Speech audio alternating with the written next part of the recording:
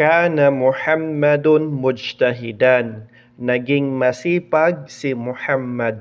Ang pag-i'rab ng kana, fi'lun madin nasikhun naqisun mabniyun 'ala al-fathi. Muhammadun ismu kana marfu'un wa 'alamatu raf'ihi ad-dhammah. Mujtahidan khabaru kana mansubun wa 'alamatu nasbihi al-fathah. Ang kana, ito ay nakalipas na pandiwa, ito ay pandiwa na nasikh at pandiwa na naqis, ito ay mabni sa patha. Ang Muhammadun, ito ay ismu kana, kaya siya ay marfu'.